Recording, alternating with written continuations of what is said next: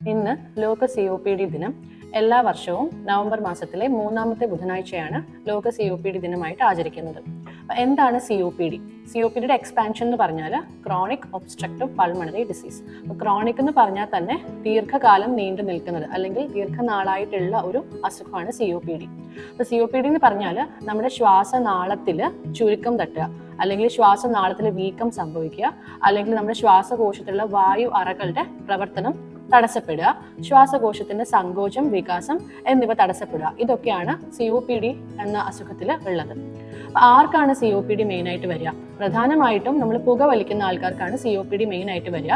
പുക വലിക്കാത്ത 1% ആൾക്കാരിലും വരുന്നുണ്ട്.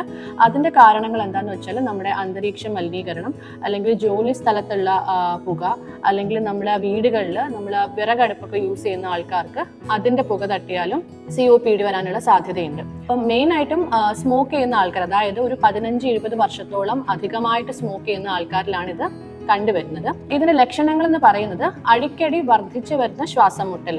അതായത് ആദ്യം ഭയങ്കര സ്ട്രെയിൻ എടുത്തുള്ള ജോലികൾ എന്തെങ്കിലും ചെയ്യുമ്പോഴായിരിക്കും ശ്വാസം മുട്ടൽ അനുഭവപ്പെടുക. ക്രമേണ അത് കൂടി ചെറിയ എന്തെങ്കിലും ജോലി ചെയ്യുമ്പോൾ തന്നെ ശ്വാസം മുട്ടൽ അനുഭവപ്പെടാൻ തുടങ്ങും. അതുകൂടാതെ വിട്ടുമാറാത്ത ചുമയുടെ കൂടെ അധികമായിട്ട് കഫം വരിക, ക്ഷീണം വരിക എന്നിങ്ങനെയാണ് COPD എന്നുള്ള അസുഖത്തിന്റെ ലക്ഷണങ്ങൾ വരിക.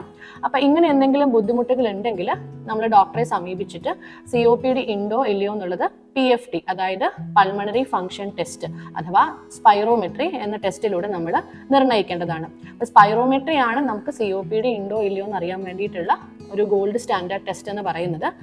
സ്പൈറോമെട്രി കൂടാതെ നമുക്ക് ചെസ്റ്റ് എക്സ്റേ എടുക്കുക, ചില സെലക്റ്റഡ് പേഷ്യൻസിന് നമുക്ക് CT സ്കാൻ എടുക്കാറുണ്ട് COPD എത്രത്തോളം ഉണ്ടെന്നൊക്കെ അറിയാൻ വേണ്ടിയിട്ട്. അപ്പോൾ ഇതൊക്കെയാണ് COPD എങ്ങനെ ഡയഗ്നോസ് ചെയ്യും എന്നുള്ളതിൻ്റെ മാർഗങ്ങൾ. COPD ഡയഗ്നോസ് ചെയ്ത് കഴിഞ്ഞാൽ നമ്മൾ പേഷ്യൻസിനെ പല കാറ്റഗറീസ് ആയിട്ട് തിരിക്കും. നമ്മുടെ രോഗത്തിന്റെ തീവ്രത അനുസരിച്ചിട്ടൊക്കെയാണ് നമ്മൾ ഏത് കാറ്റഗറിയിലാണ് പേഷ്യന്റ് വരിക എന്നുള്ളത് ഡിസൈഡ് ചെയ്യുന്നത്. അപ്പോൾ ഓരോ കാറ്റഗറിക്കും അതിന്റെ സ്പെസിഫിക് ആയിട്ടുള്ള ട്രീറ്റ്മെന്റ് ഉണ്ട്. എന്നാൽ പോലും ഈ ട്രീറ്റ്മെന്റ് എന്ന് പറയുന്നത് പ്രധാനമായിട്ടും ഇൻഹേലർ മരുന്നുകളാണ്. അപ്പോൾ ഇൻഹേലേഴ്സ് പല കോമ്പിനേഷൻസിലുള്ളതുണ്ട്. അപ്പോൾ അത് ഓരോ രോഗിയുടെ അസുഖത്തിനനുസരിച്ചിട്ട് ഡോക്ടർ പ്രിസ്ക്രൈബ് ചെയ്ത് കൊടുക്കുന്നതാണ്. അപ്പോൾ ഇൻഹേലേഴ്സ് പൊതുവേ ഉള്ളൊരു ധാരണ, ഇൻഹേലേഴ്സ് എടുത്തു കഴിഞ്ഞാൽ നമുക്ക് അഡിക്ഷൻ ഉണ്ടാവും എന്നൊക്കെയാണ്, അതിന് ഒരുപാട് സൈഡ് ഇഫക്റ്റുകൾ ഉണ്ടാവും എന്നൊക്കെ പൊതുവേ ഒരു ധാരണയുണ്ട്. പക്ഷേ ഇൻഹേലേഴ്സ് സേഫ് ആണ്. നമ്മൾ ഗുളികയോ ഇഞ്ചക്ഷനോ എടുക്കുന്നതിനെക്കാട്ടിലും സേഫ് ആണ് ഇൻഹേലർ എടുക്കുക എന്ന് പറയുന്നത്. COPD നമുക്കൊരു ക്യൂർ ചെയ്ത് മാറ്റാവുന്ന ഒരു അസുഖമല്ല.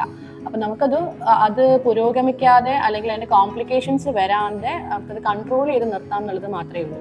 അപ്പോൾ നമുക്ക് ഇൻഹേലർ തെറാപ്പി സ്റ്റാർട്ട് ചെയ്ത് കഴിഞ്ഞാൽ പിന്നെ ഇത് ലൈഫ് ലോങ് നമ്മൾ എടുക്കേണ്ടി വരും. ഇൻഹേലേഴ്സ് എടുക്കുമ്പോൾ നമുക്ക് അതിനൊരു ടെക്നിക്ക് ഉണ്ട്. അപ്പോൾ കറക്റ്റ് ടെക്നിക്കിൽ നമ്മളത് എടുത്തില്ലെങ്കിൽ നമുക്ക് അതിൻ്റെ മാക്സിമം എഫക്റ്റ് കിട്ടൂല. അപ്പോൾ ഡോക്ടറെ കാണാൻ ചെല്ലുമ്പോൾ ഡോക്ടർ പറഞ്ഞു തരുന്ന അതേ ടെക്നിക്ക് തന്നെ നമ്മൾ യൂസ് ചെയ്യാൻ ശ്രദ്ധിക്കണം. ശരിക്കും പറഞ്ഞാൽ നമ്മൾ ഓരോ പ്രാവശ്യം ഡോക്ടറെ കാണുമ്പോഴും നമ്മൾ ഇൻഹേലർ ടെക്നിക്ക് ചെക്ക് ചെയ്യണമെന്നാണ്. എന്തെങ്കിലും മിസ്റ്റേക്സ് ഉണ്ടെങ്കിൽ അത് കറക്റ്റ് ചെയ്ത് വേണം മുന്നോട്ട് പോകാൻ. ഈ COPD എന്ന് പറയുന്ന അസുഖം പ്രോഗ്രസ് ചെയ്യാൻ ചാൻസ് ഉള്ള ഒരു അസുഖമാണ്. അപ്പം എന്തൊക്കെയാണ് ഇതിൻ്റെ കോംപ്ലിക്കേഷൻസ്? ക്രമേണ ശ്വാസകോശത്തിൻ്റെ പ്രവർത്തനം കുറഞ്ഞ് റെസ്പിറേറ്ററി ഫെയിലിയർ പോലുള്ള അവസ്ഥകൾ ഉണ്ടാവുക. അതേപോലെ സ്മോക്ക് ചെയ്യുന്ന ഒരാൾക്ക് COPD ഉണ്ടായാൽ ലങ് ക്യാൻസർ വരാനുള്ള ചാൻസ് കൂടുതലാണ്. ലോങ് സ്റ്റാൻഡിങ് ആയിട്ടുള്ള ദീർഘകാലം നിൽക്കുന്ന അസുഖം ആയതുകൊണ്ട് തന്നെ നമുക്ക് ക്രമേണ ഹാർട്ടിന്റെ പ്രവർത്തനത്തെ ബാധിക്കാനുള്ള ചാൻസ് ഉണ്ട്. അതേപോലെ ശരീരത്തിൽ ആകെ മൊത്തം ഒരു ക്ഷീണം അനുഭവപ്പെടാനൊക്കെ ചാൻസ് ഉണ്ട്. അപ്പം നമ്മളിത് നിയന്ത്രിച്ച് നിർത്തുക അല്ലെങ്കിൽ പ്രോഗ്രസ് ചെയ്യാൻ അനുവദിക്കാതിരിക്കുക എന്നുള്ളത് വളരെ ഇമ്പോർട്ടൻ്റ് ആണ്. ഇൻഹേലർ ഉപയോഗിക്കുന്നതിൻ്റെ കൂടെ തന്നെ ഇമ്പോർട്ടൻ്റ് ആണ് സ്മോക്കിംഗ് നിർത്തുക എന്നുള്ളത്, ശുദ്ധമായ വായു ശ്വസിക്കുക എന്നുള്ളത്. ജോലി സ്ഥലത്തോ അല്ലെങ്കിൽ വീടുകളിലോ നമുക്ക് എന്തെങ്കിലും പുക നിരന്തരമായിട്ട് എക്സ്പോഷർ ഉണ്ടെന്നുണ്ടെങ്കിൽ അത് മാക്സിമം നമ്മൾ കട്ട് ചെയ്യാൻ ശ്രമിക്കണം. നല്ല വ്യായാമങ്ങൾ എടുക്കുക. ശ്വാസകോശത്തിൻ്റെ ഒരു പ്രവർത്തനം നിലനിർത്താനും കപ്പാസിറ്റി കൂട്ടാനും ഒക്കെ നമുക്ക് വ്യായാമങ്ങളുണ്ട്. അത് റെഗുലറായിട്ട് ചെയ്യുക. അതേപോലെ COPD ഉള്ള ആൾക്കാർക്ക് ഇൻഫെക്ഷൻസ് വരാനുള്ള ചാൻസ് കൂടുതലാണ്. അപ്പോൾ ഇൻഫെക്ഷൻസ് വരാതിരിക്കാൻ വേണ്ടിയിട്ട് കൃത്യമായ നമുക്ക് ഫ്ലൂ വാക്സിൻസ്, ന്യൂമോകോക്കൽ വാക്സിൻസ് അവ കൃത്യമായിട്ട് എടുക്കേണ്ടതും ആവശ്യമാണ്. മരണനിരക്കിൽ 3ാമത് നിൽക്കുന്ന അസുഖമാണ് COPD.